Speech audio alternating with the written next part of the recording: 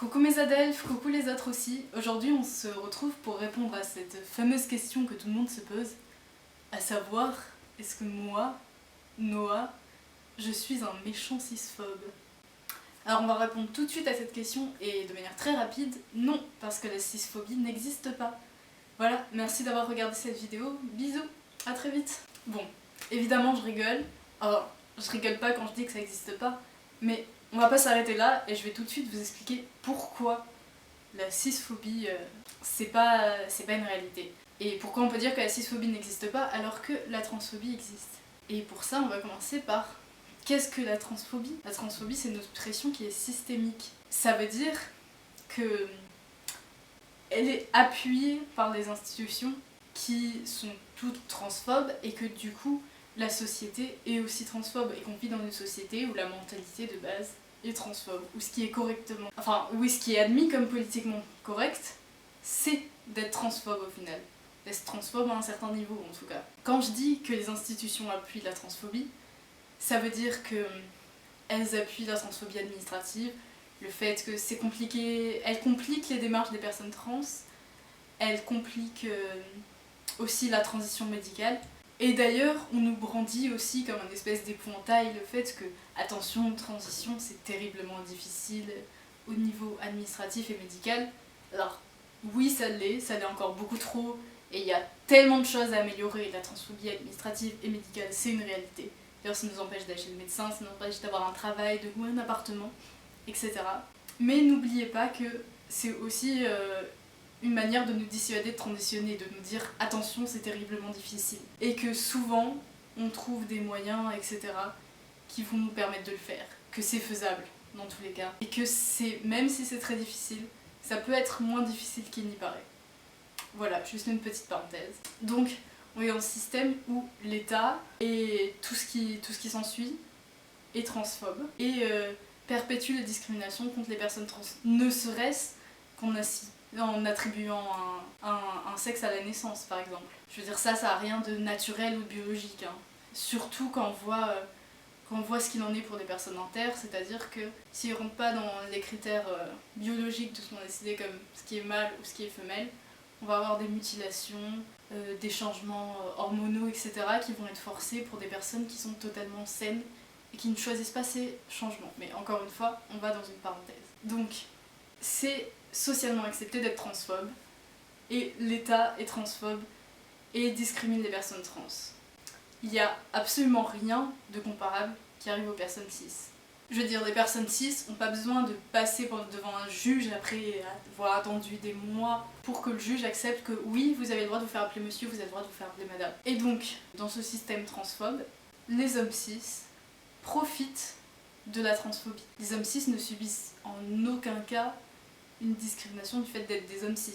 Je précise les hommes cis parce que dans notre contexte actuel, la transphobie, elle s'inscrit dans une société qui est aussi patriarcale. Donc j'ai des gros doutes sur le fait que les femmes cis profitent de la transphobie, même si elles la perpétuent. Enfin, je veux dire clairement, les personnes cis sont transphobes de manière générale. Mais en tout cas, les hommes cis profitent du fait qu'on subisse ces discriminations. Les hommes cis profitent de ce système. Et ils ne sont en aucun cas oppressés par rapport à ça. Et même pas discriminés en fait. Et là, vous me direz, mais Noah, ok d'accord, on a compris, t'étais pas cisphobe, parce que la cisphobie ça n'existe pas, donc tu ne peux pas être cisphobe, admettons. Mais quand même, à quoi ça sert d'être aussi virulent envers les personnes cis, de faire des blagues sur les personnes cis, sur les mecs cis surtout, hein, c'est surtout ça que je fais en général. De t'auto-proclamer cisphobe, comme je fais sur mon Twitter, pour ceux qui me suivent, j'ai mis cisphobe radical en TM, c'est parce que beaucoup de cis qui m'ont fait chier, bref, je vais développer tout ça. Bon, pour la question de la violence, les personnes cis, y compris celles qui s'autoproclament en alliés ou même celles qui ont des appuis de personnes trans, sont rarement humbles vis-à-vis de nous. Genre, elles aiment trop se féliciter d'être tellement pas transphobes et nous genrer correctement pour toutes les marques de respect qu'elles nous donnent et qui nous sont dues en fait, et même se servir de nous comme une espèce de caution trans, et oublier d'être de nous écouter sur certains sujets aussi, de nous écouter parler, parfois prendre notre parole, etc. Je pense que être virulent de cette manière-là, faire des blagues sur les cis, ça les remet à une espèce de place d'humilité. Et ça les ramène aussi à leur rôle d'allié, qui n'est pas de porter nos luttes, mais vraiment d'appuyer les personnes trans qui les entourent au quotidien, de les reprendre sur le même enrage, etc. Et de lutter aussi à nos côtés dans certains cas, mais aussi de nous laisser des espaces. Ça c'est vraiment central, j'ai envie de dire. Ça leur rappelle aussi que y adresse nos oppresseuses et oppresseurs, surtout oppresseurs d'ailleurs, et aussi possiblement nos ennemis politiques, et que c'est normal de notre part de se méfier d'elles. Donc globalement, ça leur rappelle qu'elles n'ont pas à se féliciter du peu d'efforts qu'elles font, et que c'est normal, et qu'il faut aller plus loin que ça. Ça nous met aussi dans une position que je trouve vachement cool, d'empowerment un peu. De nous enlever de notre position de victime, en tout cas pas dans le sens un peu pathétique qu'a le mot victime, mais de nous mettre en mode un peu guerrier, bien que j'aime pas les valeurs qui entourent trop ce mot, mais un peu genre combattant, dans le sens de résistance, et de nous permettre d'être fiers de ce qu'on est. Parce qu'on a trop souvent honte quand on est trans, et surtout quand on est face à des personnes cis en fait. Parce qu'on sait toute la mentalité qu'il peut y avoir derrière. On a beaucoup de transphobie intériorisée aussi qui peut nous faire ressentir ça. Et que c'est vachement important de se mettre dans une espèce de position de pouvoir en fait. Et faire des blagues sur un sujet, etc., ça veut dire, oui, on a le droit de rigoler de toi, mais toi non. C'est pas drôle en fait, ce qu'on vit en tant que personne trans. Par contre, ça peut nous permettre de nous détendre, de faire de la dérision sur ce qu'on subit de la part des personnes cis. Et de rigoler de ce que les personnes cis représentent pour nous en fait. De vous tourner en ridicule, ça permet de se dire « Ok, c'est cool d'être trans, c'est vachement bien. C'est...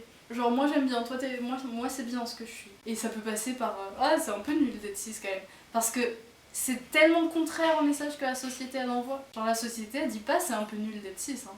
La société elle dit être cis, c'est le seul truc qui soit ok. Et nous, on est là, on arrive à un message totalement contraire.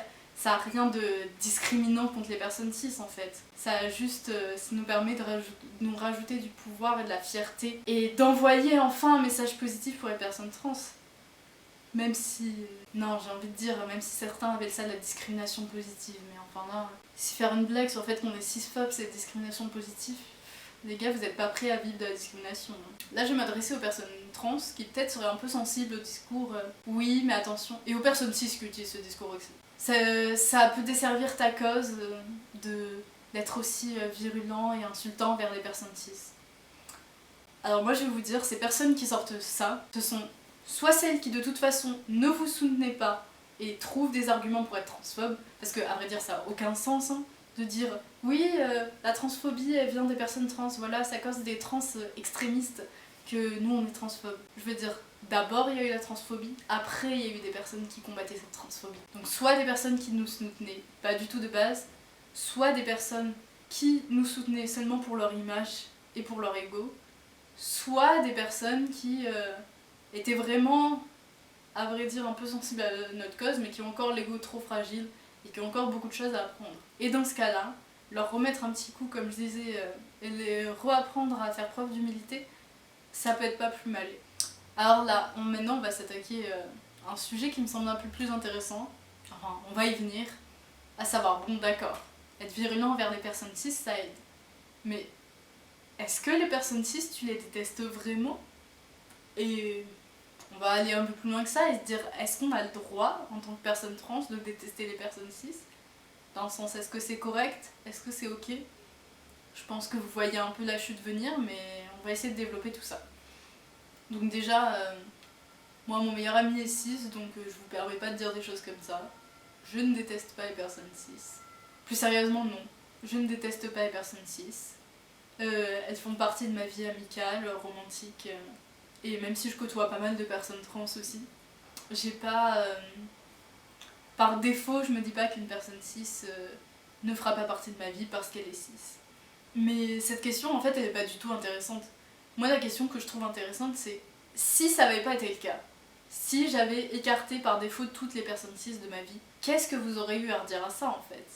Toi, personne trans qui va me regarder, si t'as envie de te dire je ne supporte pas la transphobie, c'est trop lourd à porter. J'ai décidé de pas sortir avec des personnes trans, mais je les côtoyais amicalement. De ne pas sortir avec des personnes trans, de ne pas les côtoyer amicalement. Voire même d'écarter toute ma famille qui est cis ou j'en sais rien. Je vois pas ce que j'aurais à dire à ça en fait. La transphobie c'est tellement omniprésent. Je connais pas une seule personne cis en vérité qui n'a pas des billets transphobes. Par biais transphobe, je veux pas dire forcément qu'il y en a plein qui me soutiennent, etc. Mais il y en a qui te soutiennent, mais qui peuvent faire des remarques gênantes, qui peuvent ne pas être très informés, qui peuvent te mégenrer par moments sans faire exprès, être super cis-normatif, c'est-à-dire parler des personnes qui ont un vagin en parlant des femmes, enfin d'autres remarques de style, etc. que j'ai pas forcément envie de supporter. Il y a certains jours où j'ai pas envie forcément de voir des personnes cis, ou alors vraiment que celles que je sais qu'elles sont un maximum safe. Et il n'y a aucun mal à ça. Les billets transphobes, c'est tellement courant chez les personnes cis que c'est beaucoup plus simple d'écarter les personnes cis de sa vie. Si on veut écarter la transphobie, c'est la première chose à faire en fait. Je veux dire, être face à une personne cis, c'est très souvent avoir peur que son identité de genre soit remise en question, avoir peur de recevoir des remarques blessantes, de se faire mégenrer, ou tout simplement avoir honte de ce qu'on est, juste même sans que la personne ait à faire de remarques. Parce qu'on nous a tellement renvoyé à ça, au fait qu'être trans c'était honteux et que c'est pas quelque chose dont on doit être fier, c'est quelque chose qui est honteux. Que quand on se retrouve face à une personne cis, on peut avoir peur que même sans rien dire, qu'elle laisse du jugement derrière la tête. Encore une fois, décidément, désolée si les réglages ont trop changé. Déjà, il n'y avait plus beaucoup de lumière et puis bon, j'avais encore oublié de charger ma batterie avant de commencer à filmer. Oui, donc je disais, on vivait... Oui, je disais quand on est face à une personne trans, on peut avoir peur qu'elle nous renvoie à cette image que c'est honteux d'être trans. Image qu'on nous a renvoyée globalement toute notre vie, et d'autant plus depuis qu'on commence à avoir des doutes sur notre identité de genre, mais bien avant même, et qu'on n'a pas forcément envie d'être renvoyé à ça en fait. Et un autre problème avec les relations avec les personnes cis, c'est aussi qu'on peut avoir peur d'être vu soit comme une espèce de bête curieuse, soit comme je disais, une espèce de caution trans, soit d'être vu en fait comme trans avant d'être vu comme une personne. Ce qui est quand même un gros problème et ce qui est quand même quelque chose qu'on rencontre assez souvent. Et c'est pour ça qu'il y a beaucoup de personnes qui décident quand elles entretiennent des relations, surtout amicales ou professionnelles, que leur transitude ne soit pas connue ou ne soit connue que dans un second temps et que ce ne soit pas la première impression que ces personnes aient d'elles en fait. Du coup, j'ai tendance à dire que détester les cis parce que on déteste par exemple les relations sociales avec eux, parce qu'on déteste l'image qu'elles ont de nous, parce que on déteste tout ce que plein de personnes cis nous font et que les personnes cis continuent de nous faire quand on les rencontre, c'est totalement ok. Et les détester et surtout les éviter, c'est se protéger. Et que se protéger de cette manière-là, en faisant des généralités contre des groupes qui ne sont pas discriminés en raison ici de leur identité de genre, je trouve ça un peu, j'aime pas trop cette formulation. Mais en raison d'être cis, il n'y a rien de mal à ça. Et ça a rien de comparable au fait de discriminer un groupe qui est oppressé. Et que ça a absolument pas les conséquences dramatiques qu'ont les généralisations qu'on fait sur les personnes trans par exemple. Faire des généralités sur les personnes cis, ça n'a aucune autre conséquence que vous permettre de vous protéger. Et il n'y a rien de mal à ça, vraiment.